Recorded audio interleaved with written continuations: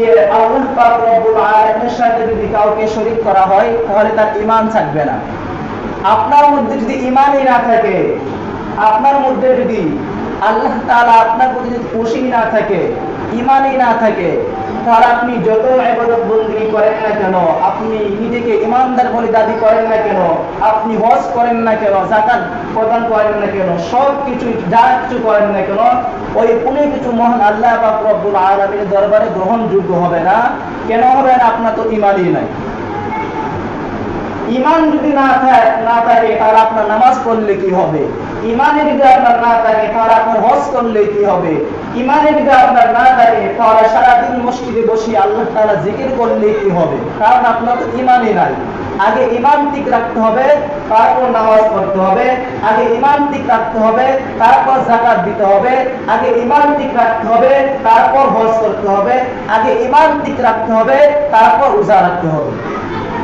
তাকে সর্বপ্রথম কি ঠিক রাখতে হবে? আমাদের ঈমান ঠিক রাখতে হবে। কি ঠিক রাখতে হবে? আমাদের ঈমান ঠিক রাখতে হবে। এখন আসুন জেনে নিই যে শিরক কি। শিরকের আবিধানিক অর্থ হচ্ছে শরীক করা। আল্লাহ তাআলার সাথে অন্য কোনো কিছু, অন্য কোনো শক্তিকে শরীক করাকে, সাব্যস্ত করাকে বলা হয় শিরক। আল্লাহ তাআলা যে শক্তি, সেই শক্তি দুনিয়ার কোনো মানুষের নাই, কোন নবীরও নাই, কোন রাসূলেরও নাই, কোন সাহাবী কেরামেরও সেই শক্তি নাই।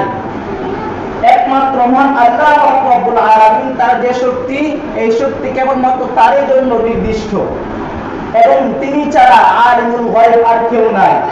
কখন কার মৃত্যু হবে, কখন কিয়ামত হবে, আগামীকাল কোন মানুষ বেঁচে থাকবে আর কোন মানুষ মৃত্যুবরণ করবে, সেই সকল কেবলমাত্র এই অধিকার, এই জ্ঞানের অধিকার কেবলমাত্র মহান আল্লাহ পাক রব্বুল আলামিনের।